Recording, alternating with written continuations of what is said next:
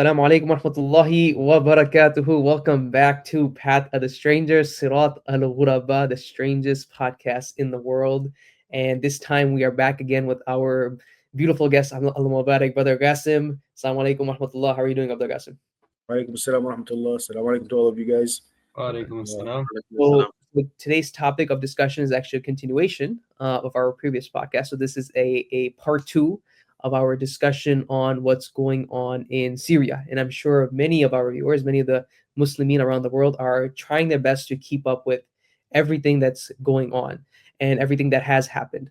So we'll just jump straight into it, Brother Gasim.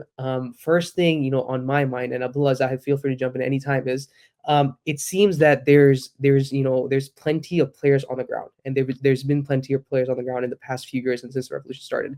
Can you, Brother Gassim, set us a bit of set us a brief understanding or good understanding of the groups that are on the ground that are playing, that are the players today, and enough so that we kind of know what's going on. sure. I mean, one of the issues that a lot of people kind of fight with is like, oh, there's so many sides, there's so many groups. How do we know who's who? And the reason that there are so many groups is because kind of the resistance to this regime was kind of organic. When the people marched out, it was a there were peaceful demonstrations in the beginning, and this regime doesn't know anything but the language of force.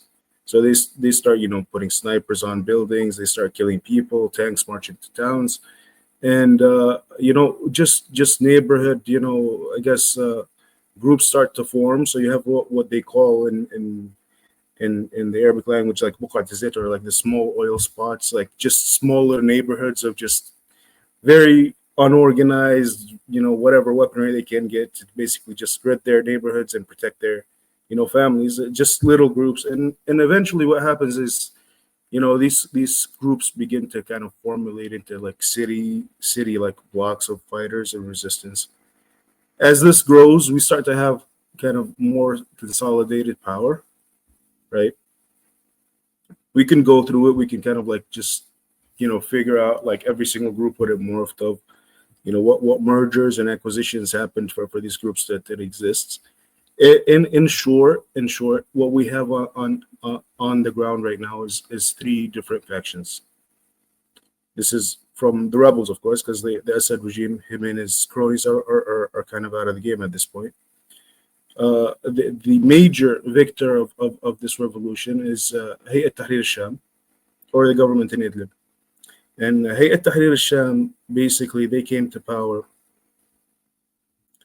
or I guess they morphed out of Jabhat al-Nusra.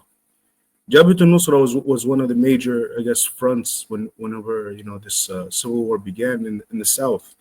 And the reason that they were so significant is, one, this was not kind of like a homegrown, I guess, resistance group. This isn't like a neighborhood, bunch of kids from the neighborhood that came up and carried weapons.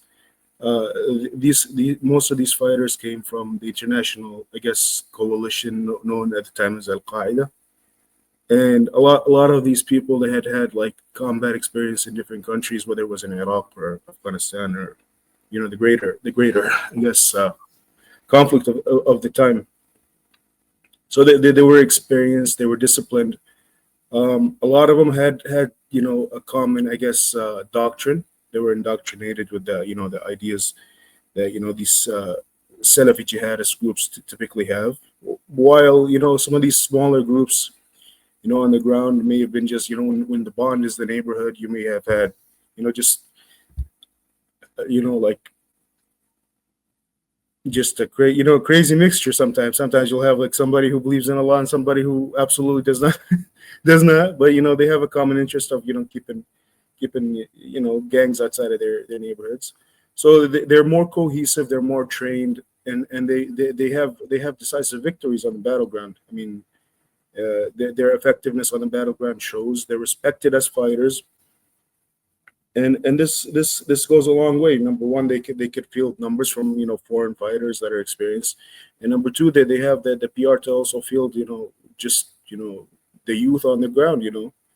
You're not sure what group to join the effective one, right? Huh. Yeah, it's interesting you bring up the aspect of foreign fighters. Just to pause you right there, is that it seems like there was a lot of foreign fighters that came in, and they were a huge help for HTS in the victory that they saw. So, like, is there like a certain percentage, or how many foreign fighters, like, was it a big portion that kind of came in, and or was it the experience of the foreign fighters that was the biggest help, not the number? So experience is a big one, yeah. Experience is a big one. Number. So the foreign fighters did not only fight with Jabhat al-Nusra or Hayat Tahrir Sham. They fought for different factions. Some of them have left. Some of them, are in prison right now for joining the wrong group or what have you. But I think the latest numbers are pointing to Hayat Tahrir Sham when they Hayat Tahrir Sham. They said that they had 15,000 fighters. Of these 15,000 fighters, I think they gave the number 6,000 foreign fighters. So you're talking about within Hayat Tahrir Sham, modern day Jabhat al-Nusra or what morphed out of it. You're talking about like 1/3, 30, 30, 30 to 40% foreign fighters. That's a very significant number. I don't know if you guys saw even like people from Pakistan. I remember right after. Oh, from everywhere, every single. Get, I mean, like I said, these are people that didn't come because Syria is their motherland. They didn't come because this is their neighborhood. Some of these people, most of these people came because they shared a doctrine that Jabhat al-Nusra at the time catered to. Yeah, I was just gonna complete that thought. Was the guy, the video I had seen? It was a guy. It was a Pakistani student. He was making a little vlog video in the Umayyad Umayyad mosque. He's saying Urdu. He's like sending a message to his teacher back in Pakistan. He's like, "Oh, we did this. Are you proud of us?" Something like this. And then even the Uyghurs, I've heard is like one of the biggest Yes. groups of the force. Yes. East they're known as the East Turkestan Islamic Party or something to that extent. Yeah. Just building off that, what's the what I want, one of the focuses I want of this podcast, of this episode, to be is sort of the future, or the foreseeable future that that is sort of rolling out, and sort of also what we hope for. So just to build on the first one, of these foreign fighters that have come, are they being part of, are they just gonna live how they've been living? Are they gonna be integrated into the new I guess Syrian army? What's going on there? So there's push and pull for this. Not number one that these we're talking about 1/3 of Tahrir Sham's fighting force. These guys are armed. Uh, they're not pacified, so you can't really piss them off at this moment. But there's absolutely a push from the international community. There's push from certain secular and certain kind of like liberal, I guess, minds in the country that we don't want these people to be part of the Syrian fabric. I think the greater I guess majority, the super majority, just doesn't care. The super majority sees these people as fighters that gave blood and sweat, and they're not as much of a threat as any of these liberals who changed clothing 10 minutes before the collapse of Assad. Yeah. So this push and pull we see it very clearly. We see them on one side that sometimes the government right now that's forming kind of hides these fighters or tries to kind of downplay their I guess influence, and then on the other side they cherry pick certain heads from these foreigners, mainly Arabs.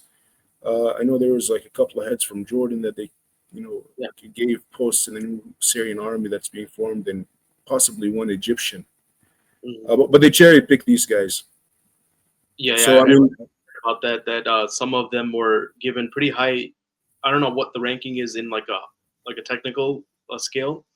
But yeah, I mean, there's push and pull is what it is. I think the Muslim supermajority, really just doesn't care. If you look at the Syrian, when they talk about Syria or the Syrian fabric, the Syrian fabric is very mixed in its very essence. I mean, if you look at even last names, you'll see that there are many foreign last names that are been inhabitants of Dimashq or Syria as a whole for the past 500, 600 years. You have Kurds who have integrated into the society, Chechens, Tatars, you name it. and one kind of question that I had is like 30-40% is built with foreign fighters, and that's an amazing number. Of Hayat Tahrir al-Sham. So Hayat Tahrir al-Sham is one of many factions One on the group, ground. so probably much more than that we don't know of. And it's amazing to see, because it seems like without that level of support given, I mean, they wouldn't have been able to achieve what they had achieved. And I guess the reason why these foreign fighters even came in the first place, do you think the reason like these fighters came was for Islam? In that was the idea, like for the Muslims, for the cause of Islam. Do you think that was the main reason why these fighters even left? I mean, yes. I mean, the short answer is yes.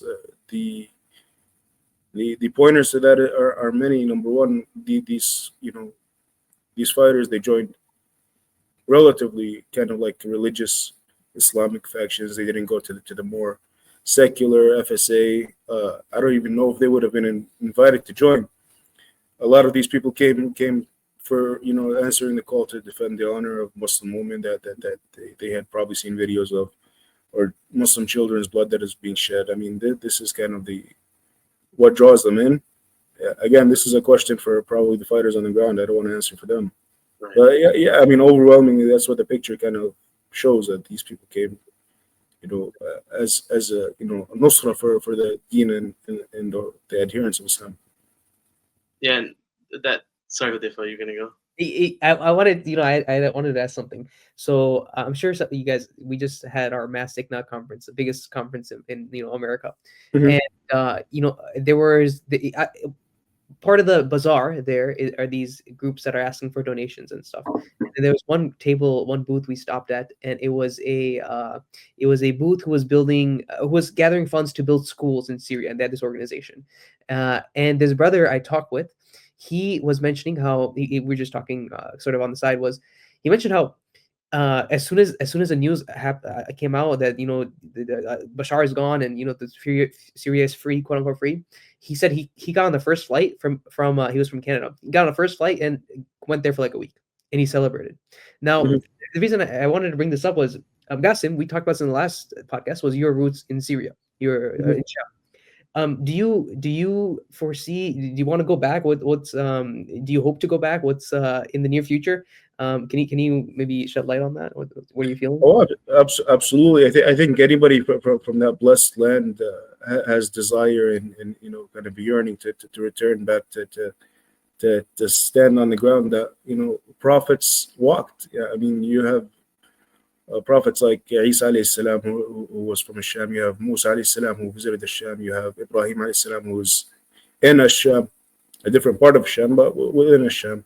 Zakaria, you have Yahya alayhi salam. I mean, this is a very blessed land, very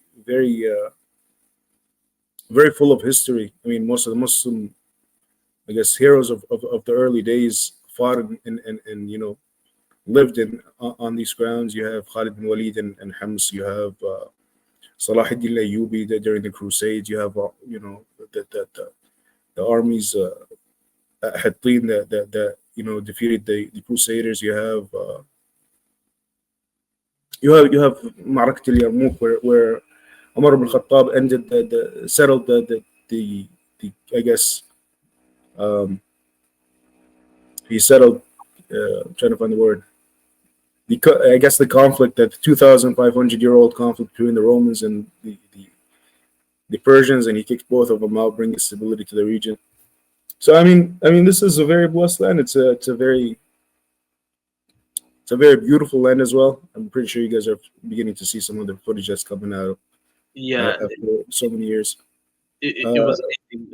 So the desire exists, but I think like, especially for us in the West, where we're kind of like privileged with better lives, I think we're kind of waiting it out to kind of see what will spin out of this. We're hopeful, but I mean, I'm speaking for myself. I'm trying to kind of like be a little bit patient to see what happens over the next few months before going back. What do you mean? Can you elaborate? I guess a bit on that. Waiting for what? What are you waiting to play I out? mean, we're willing to go visit. Is for sure. I think all of us want to visit, but I mean, as far as returning, we definitely want to see what kind of who's going to govern, how they're going to govern. Is there going to be stability? Is there going to be justice?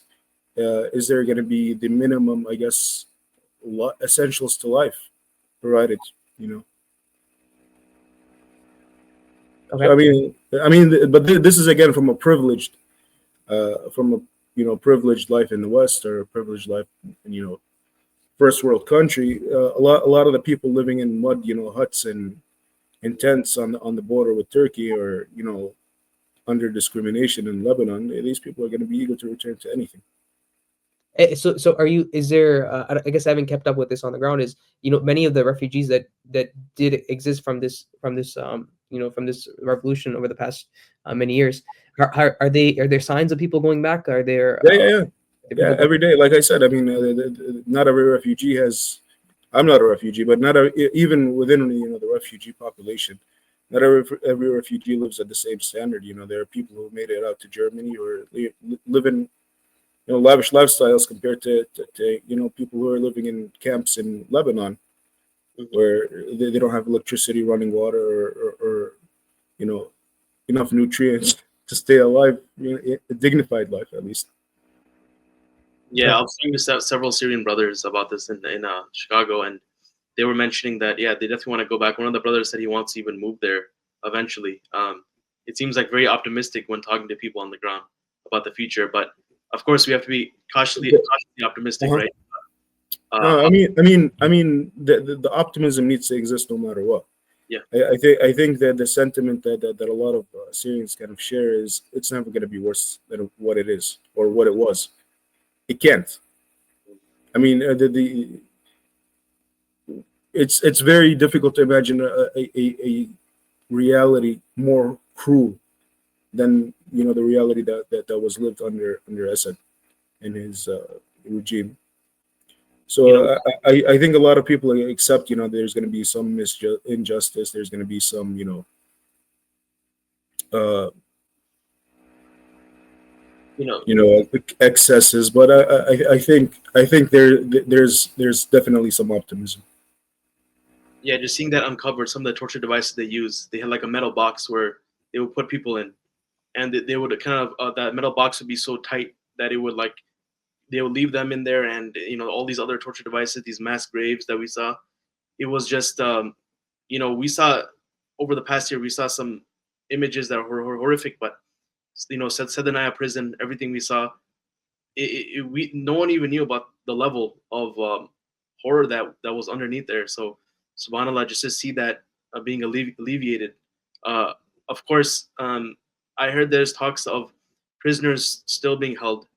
Can you give more information on what prisoners are still being held in Syria, and what is the reason for that? I heard like in Idlib, for example, there's prisoners being held. So the situation in Idlib is kind of like independent of the situation of Sinai. Sinai was a regime run prison. Right. That prison has been emptied. Most of the regime held prisons that have been emptied, all of them actually.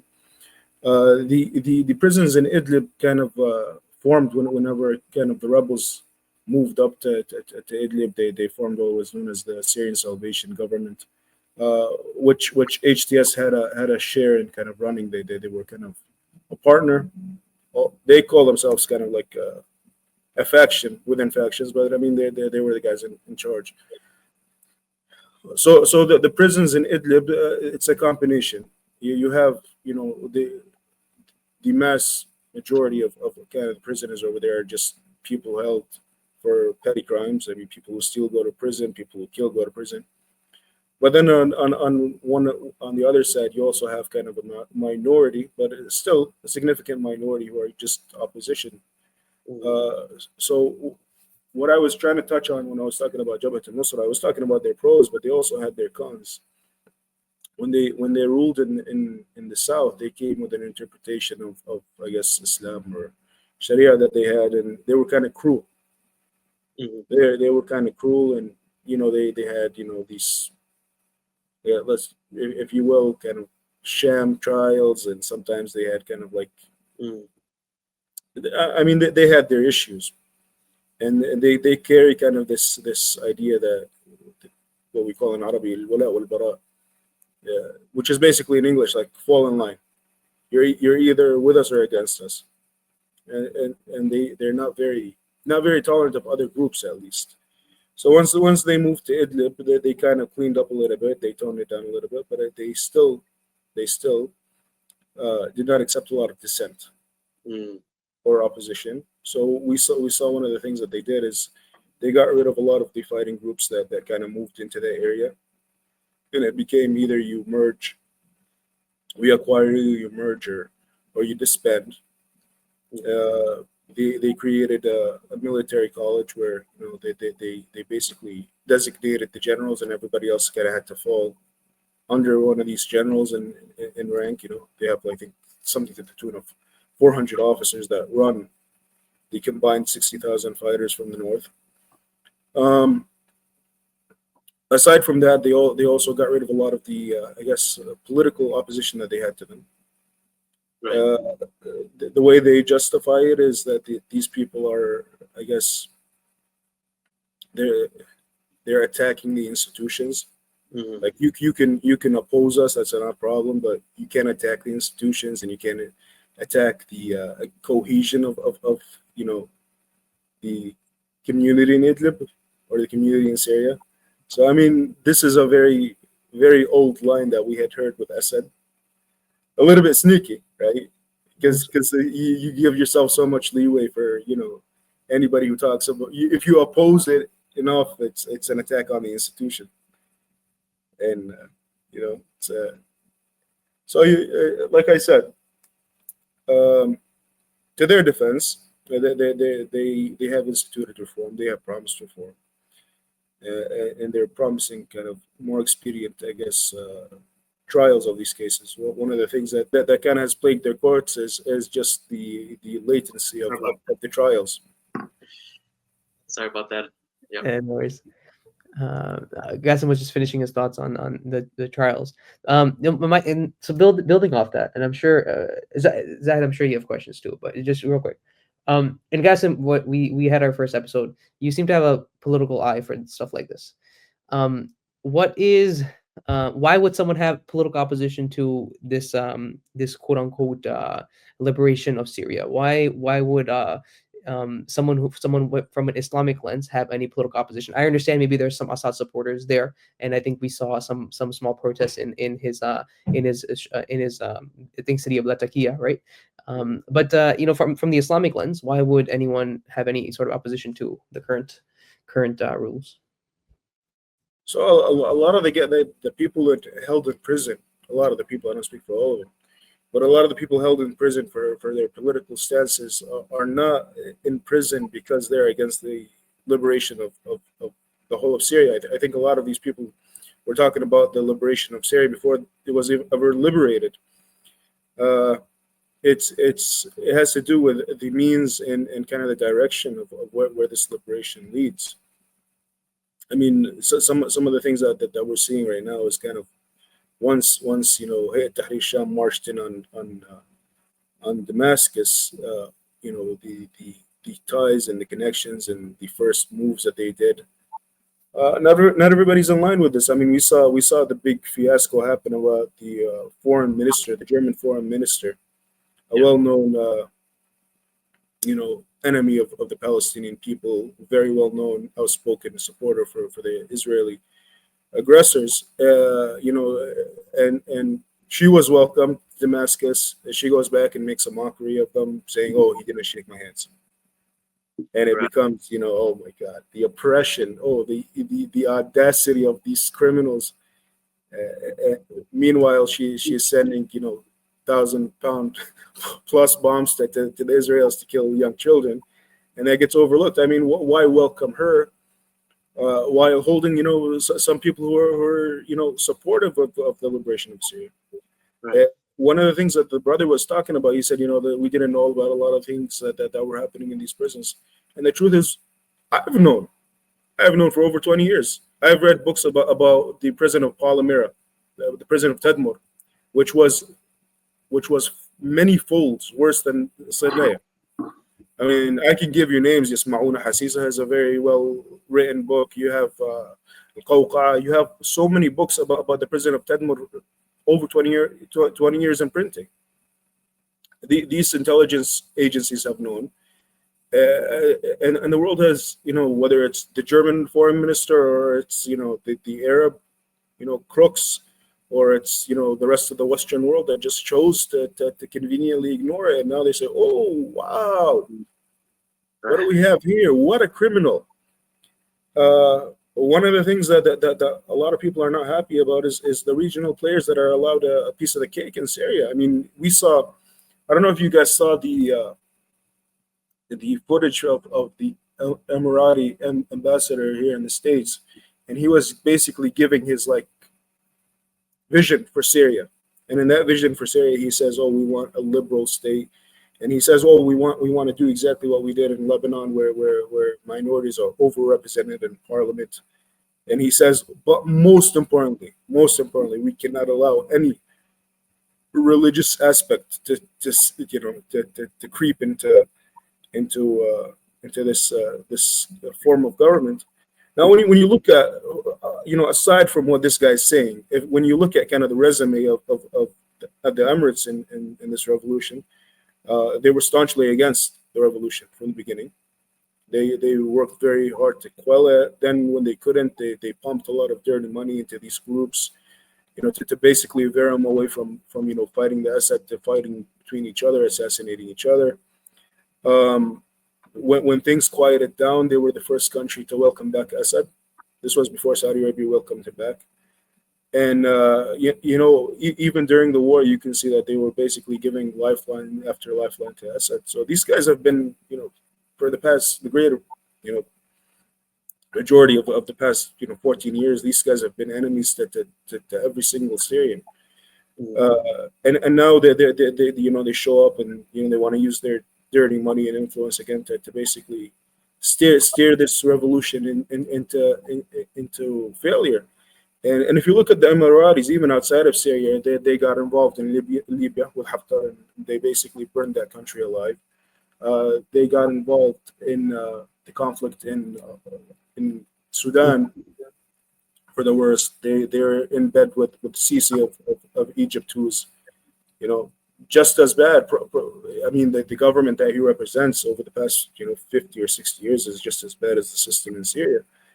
So I mean, there's definitely critics. We don't want these people entering. We think that these people would counter the revolution that we've given blood and sweat and time for. We don't like that. I mean, there's people who are keen to say, Saudi Arabia, that's been dancing while Muslims are dying in Gaza.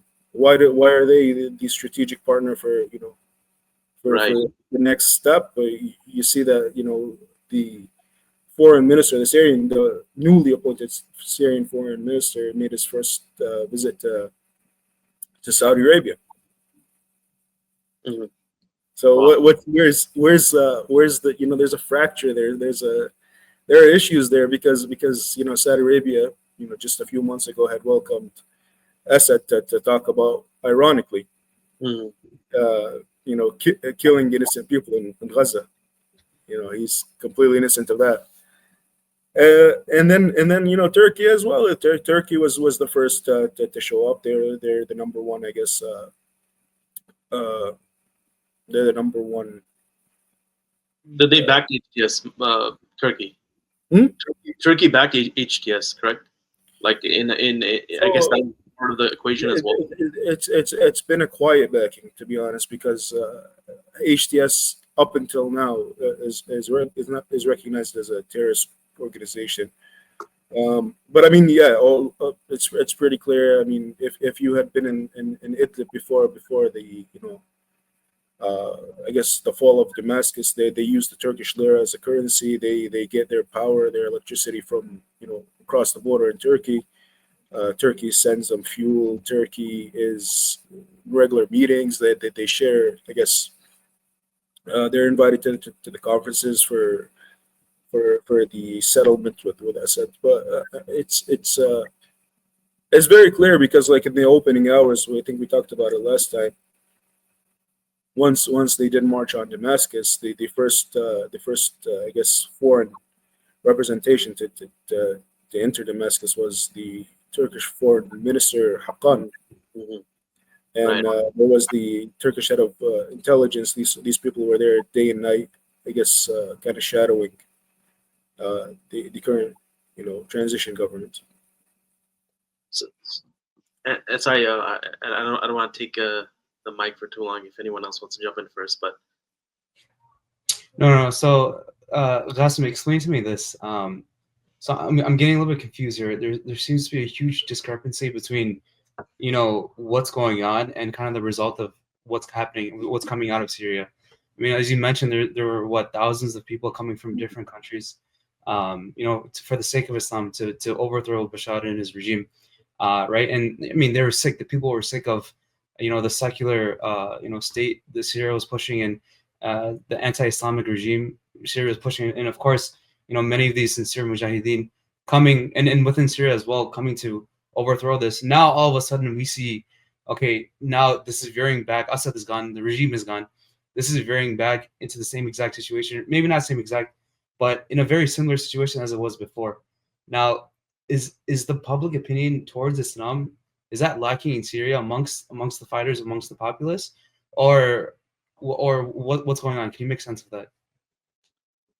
I don't think it's lacking. Actually, we see that every single time somebody like this ambassador or that ambassador shows up, says something stupid, we see that the masses show up to the streets. The masses, congregate on whatever they congregate on right now: Instagram, Facebook, TikTok. The comments are overwhelmingly anti. I guess the sentiment that we want a secular state or a liberal state or a state devoid of the Muslim values.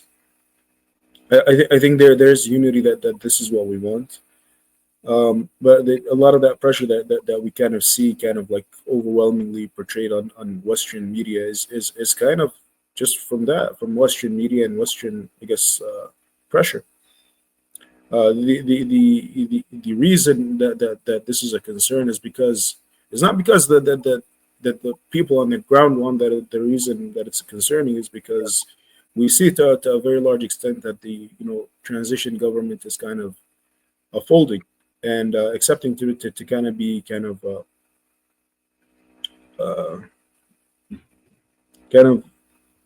at least codependent, if we want to say dependent on a second power. Right.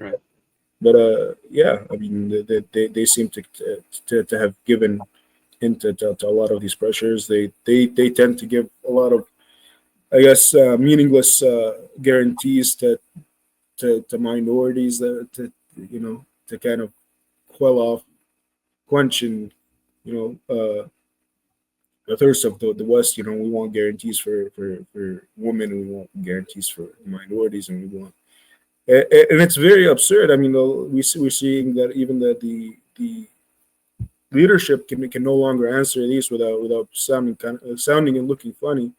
We saw that Ahmed al-Shara answered, I think, when he was asked about alcohol. He said, you're asking about alcohol. We have 15 million people that need homes.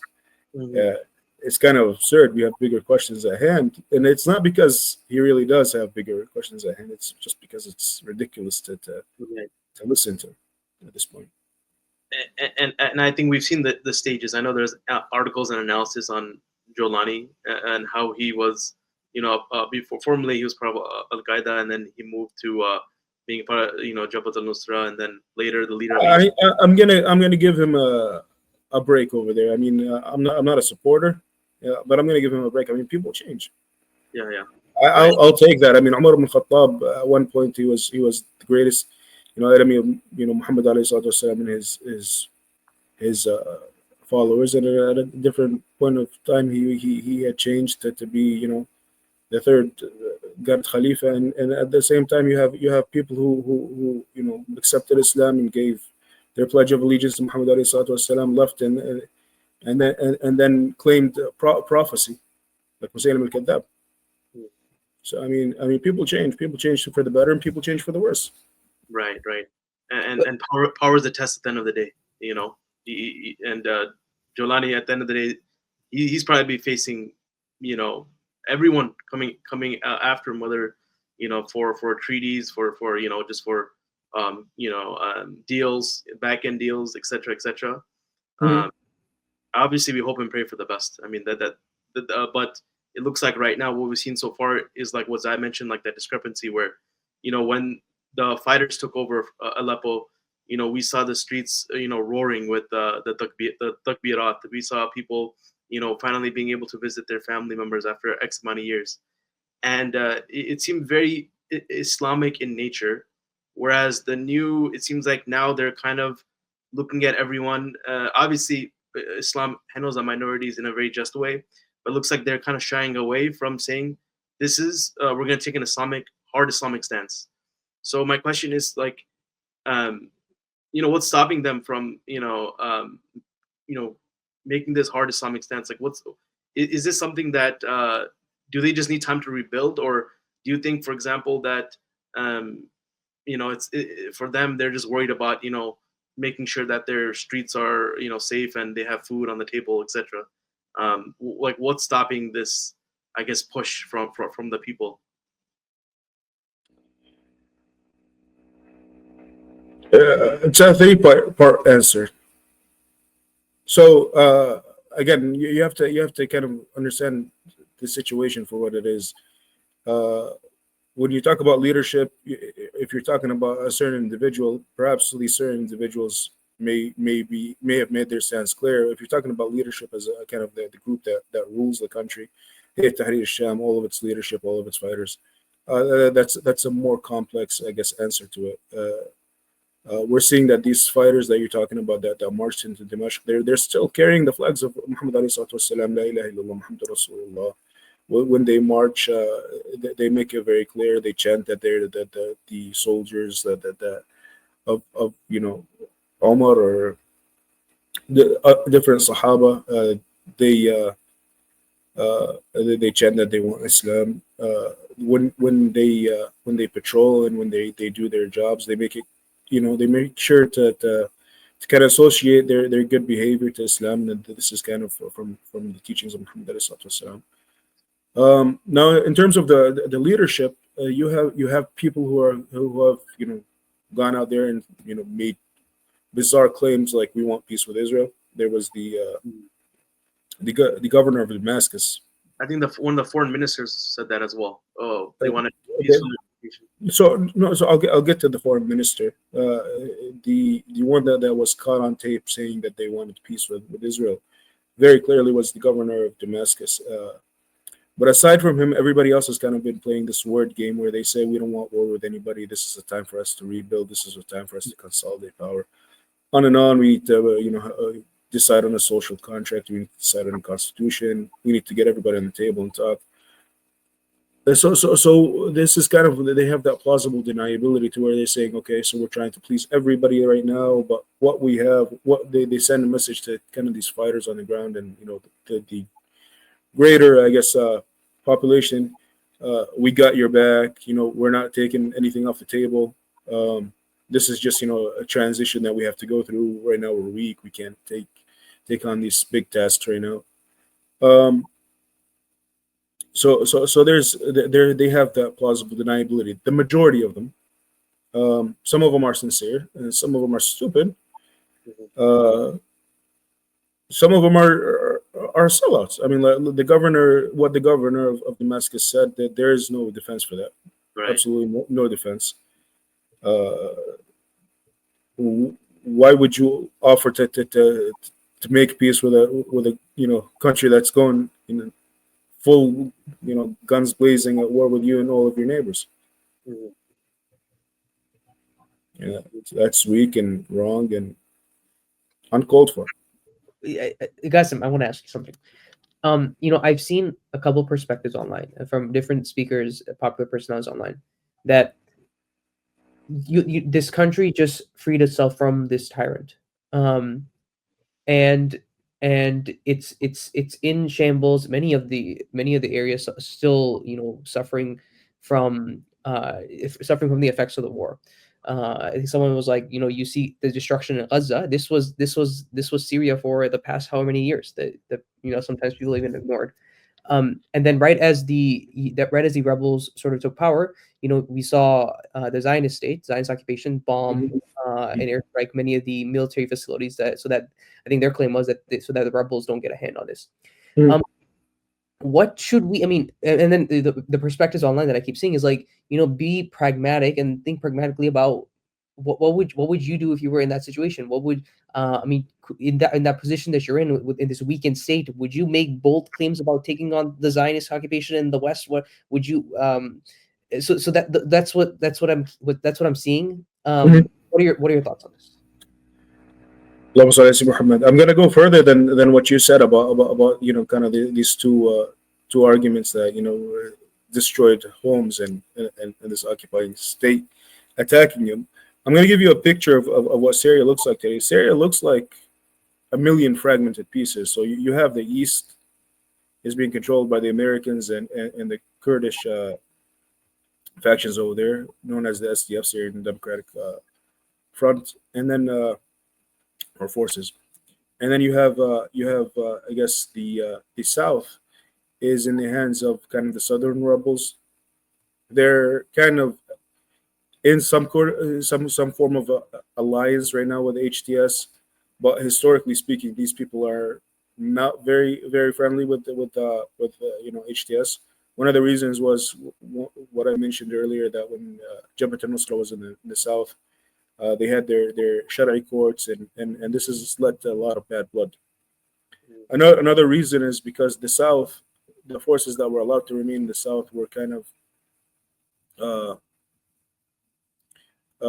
they were, I guess, the ones that were allowed to exist and remain after post 2017 and 18, when Kennedy started doing these settlements, were predominantly controlled by what we call the MOC, or the Military Operations Center, which was based out in Jordan. And these factions were, I guess, getting their funding and their support and their guidance from a lot of the Gulf states, guided by the United States. So they have different allegiances.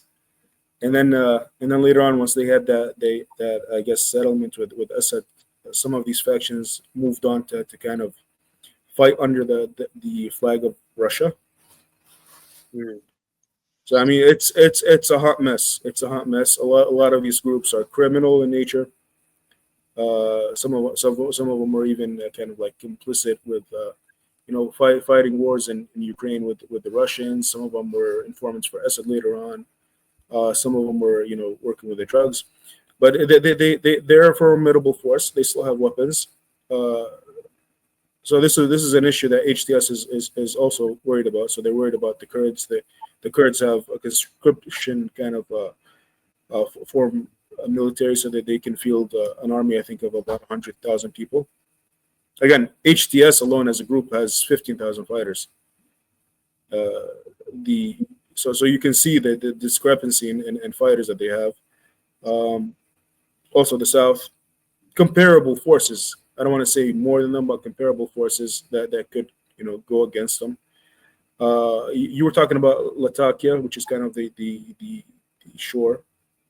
So Assad is from the Alawi sect, and the Alawi sect, most of them live on the, I guess, on the ocean, not on the ocean, but kind of on the sea. So you're talking about Tartus, Ladqiya, Jabla, on and on. So what has happened is, even during the time of the French in the 1930s or 40s, there was this idea that part of Syria would be kind of like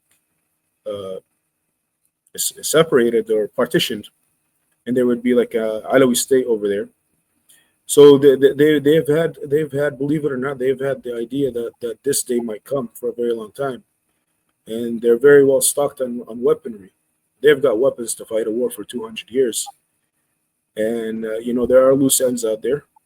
This is also kind of like something that HTS has to take into consideration. They have to be able to pacify this force.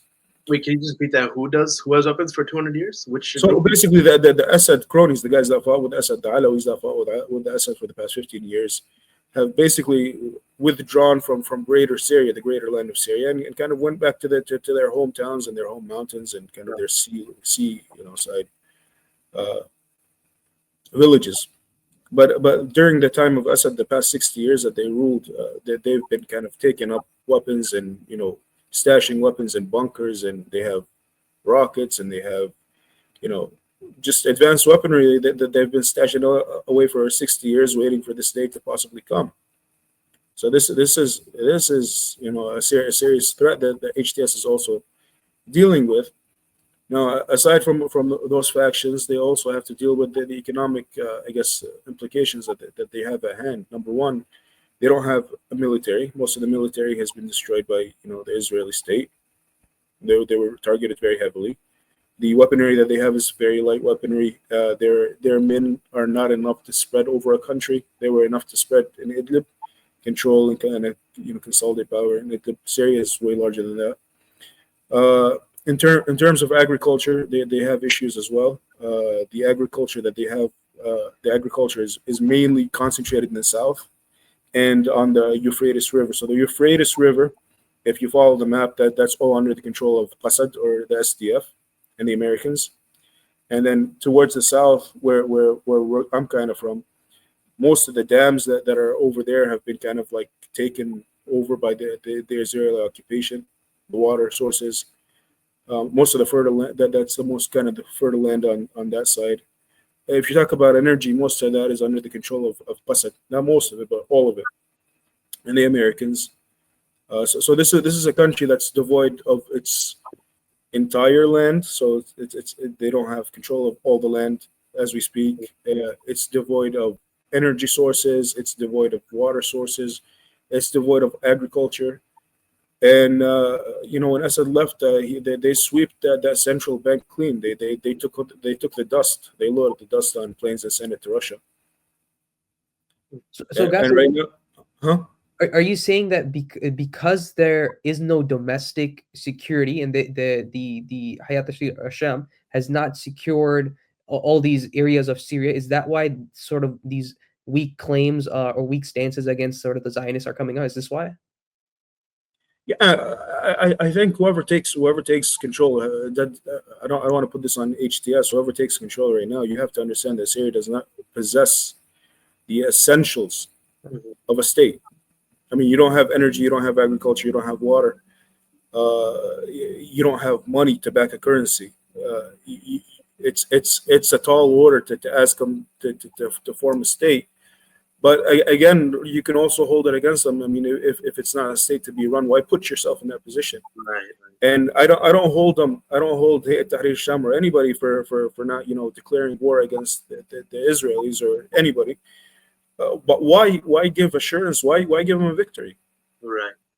I mean, that's why capitulate? Because here's the deal: that the moment that you allow the Emirates to enter Syria, or the moment that you allow the Saudis, or you allow certain politicians from Turkey. I mean, mad respect for all of these Muslim brothers from these countries. This is not I don't have a vendetta against people from Hijaz or people from the greater Gulf area or from Turkey, but like I'm talking about specific people who are complicit in war crimes, or complicit in Assad staying in power, or complicit in tyranny on their own people. Why give these people a victory? Why allow them to enter into Syria, drown it in debt, and give them control over the country, and then we will have to go another 50, 60 years worrying about them, deny them that victory. Do not legitimize them. I mean, the moment you legitimize the idea of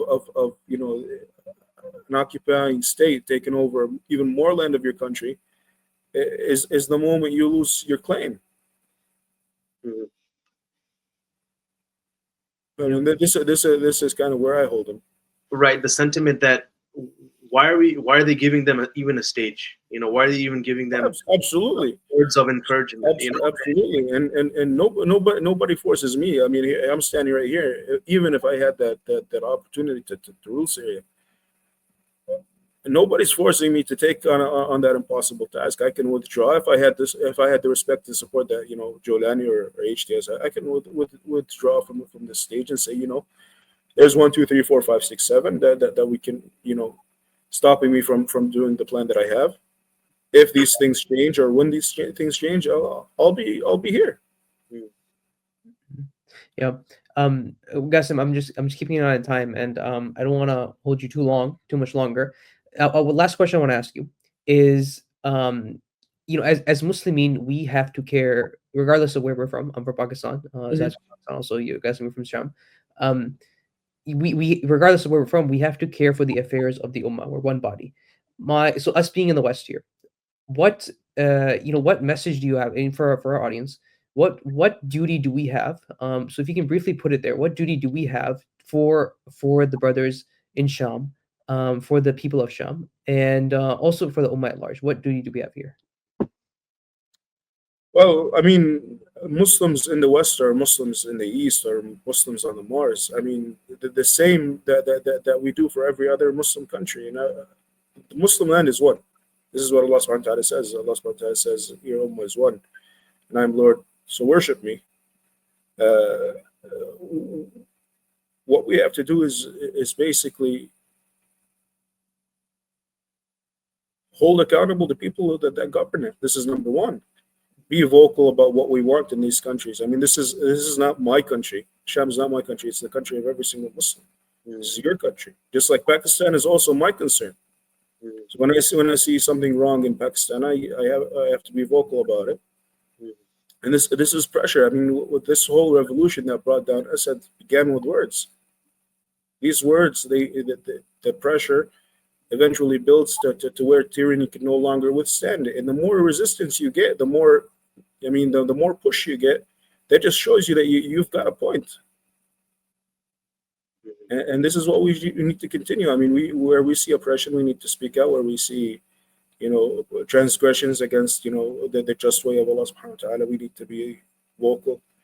We need to persevere. Now, for the people in Syria, it's the same thing. The people in Syria, we tell them to keep striving, and to deny. If we cannot be victorious in this round, because we will be victorious in this war. The end goal of this is the promise of Allah subhanahu wa ta'ala. We are going to be as an ummah victorious. But if we cannot win this round, at least deny our enemies a chance to solidify their rule over this land for the next 60 years, like we've been ruled for the past 60 years. Yes. Yeah, no, Jazakallah khair, Brother Gasim. And the thought just came to mind is, as Muslimin, each of us have an individual obligation to enjoin the good and forbid the evil. This is on all of us. And when it comes to, righteous leadership, we saw from the examples of the past, from the Khulafa Rashida, that there was a opportunity, and there was always a part of the state structure was the accountability of the rulers, and accountability of those that are governing us, and that there's a system that's along with that goes along with that under Islam. So Jazakallah khair for that. In many ways, I think this topic is so much more deeper on a political level, on what's going on in reality, what's going on the ground, and inshallah, I want to discuss this further at some other time. But I think just keeping an eye on the time, I think let's bring this to a close. I just want to mention before you close. I just want to mention something about. We're talking about this liberal voices that we see, these minority liberal voices that we see from time to time. But in Sham, subhanAllah, there's just so much irony in it. They're standing either in a jama or they're standing in a square named after the Umayyad Khilafah. The Umayyad square has kind of become kind of the ground zero of Dimashq right now. They're waving a flag that was sold to the greater Muslim population as being the tricolor stripes. The first one being green is Khilafah Rashida, the white one being the Umayyad Khilafah, and then the Abbasi stripe over there. And they're talking that these people, they don't want the Islamic. Syria has always been non-Islamic. Syria has always been secular. Syria has always been. Come on, who are you fooling? It's kind of funny. That's 1,400 years of history down the drain. They're trying to Absolutely. And then we had a march. Was a bunch of Christians that were marching in Damascus, and they were saying that we don't want the Chechens. And like I said, I mean, just the makeup of the Syrians is kind of funny. Like, who's Arab in Syria? Right. I mean, you had some people come from the Arabian Peninsula with the first conquest, but the people of Syria were not Arab. And then we have a million migration. You have people from Afghanistan. You have people from Pakistan. You have people hundreds of years living in Syria. So I mean, there's no pure blood over there. You have the Turkmens over there. You have the Kurds over there who are our brothers and partners since forever. And I don't mean partners that they live in their own corner, segregated. I'm talking about a time under, the Ayyub, rulership. They were the governors of Syria, and they liberated Al-Aqsa. Not an Arab. It was our Kurdish brothers. So I mean, how can you tell, we don't want the Chechens? These Chechens fought, and these Chechens have been for hundreds of years part of the Syrian fabric. So they keep spewing these little slogans, and they just don't hold up in Sham. Yeah, And people catch it. People catch it. This is not me over here being smart. This is like right. I I guess go on the street 101. One of the things that I've also noticed, subhanAllah, I spent some time in Syria, and a lot of my cousins were not very educated. So some of them have like 6th grade education. And before the revolution, these people were like regular people. I mean, they're not very bright people when it comes to politics. Not that I'm any brighter. But the 14 years, subhanAllah, has created of the average person in the Sham a political scientist with a PhD level understanding. I mean, these people have seen what treason looks like. These people have tasted what conspiracy looks like. These people have seen what justice could be. These people have tasted it all. I mean, if you look at the pictures that we've seen over the past 15 years, whether it's that small child who they took pictures of on the shores of Turkey, drowned, the Kurdish kid, or the kids lying down on the ground because of the chemical strikes and the world watching. I mean, this is, it's put gray hair into a lot of people's heads, but it's also taught them a lot. I mean, these people are not stupid. I mean, we're talking to people who 15 years ago you couldn't have a basic conversation with. Right now, you don't even finish the sentence, and they're very well aware what you're going to say. They're aware of the different players. They understand who Saudi Arabia is, who the Emirates are, who Qatar is, who Turkey is, what the U.S. is doing. I mean, the U.S., these people have seen the U.S. Army, march between them. They've seen the Russians march between them. So now when the Americans return with a diplomatic face, it's not very convincing to anybody. Right. So alhamdulillah, I mean, there's hope. There's hope. And like I said, if we cannot win this round, at least deny our enemies the conclusive victory. And inshallah, this is what will happen. Inshallah, there are better days for Sham, and hopefully, whether it's in Sham or another part of the Muslim world, there will be the circumstances that are conducive to the reunification of all the Muslims and just governance of the Muslims by what Allah subhanahu wa ta'ala has sent. Inshallah. Abdullah, you seem like you had some last thoughts. I don't know if you finished. Beautiful. That's exactly what. Oh, yeah, I just wanted to, and on that note, that the ummah is like one body, and of course the pain we feel. Also, I think something that came out of Sham, and this is why we see kind of like this counter attack on the revolution, is a lot of people had given up hope that Assad could be removed. Yeah. And now with the removal of Assad, there's renewed hope all around the Muslim world. Now Sisi is not allowing Syrians to go back to Egypt. He's stripping them of their visas, and he's not allowing the embassy to reopen. He's attacking the government of Tahrir Sham in Damascus as a bunch of terrorists and ragtag, Al-Qaeda. crazies. The reason behind that is because he knows that the people in Egypt are watching what's happening in Sham right now. Could we remove him? Yeah. And this is kind of what there are countries like the Emirates for sure, Egypt for sure they're hoping to show that Hayat Tahrir Sham cannot get their grip on Syria, or whoever rules Damascus cannot get their erupts into a civil war, which we hope will not happen, inshallah. No Muslim blood further than this will be shed. And then they say, well, we're here for a reason. We're protecting you guys from this haphazardness.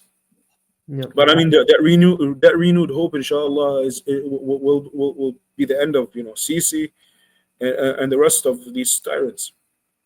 Inshallah. Inshallah, and a usher to a new era, Ya Rab, that these Muslims who have sacrificed very dearly deserve for their sacrifices, inshallah. Inshallah. Yes. Barakallah. Jazakallah khair, Brother Gasim. Jazakallah khair, Brother Zahid and Abdullah, for staying on. Let's bring this to a close. We want to thank the viewers for watching, and inshallah, we'll try to dive deep in another episode too. Discuss the new events that are going to keep on unfolding and the different affairs of the ummah. So with that being said, Jazakallah khair wa akhiru da'wan and alhamdulillahi rabbil alamin. Assalamu alaikum wa rahmatullahi wa barakatuh.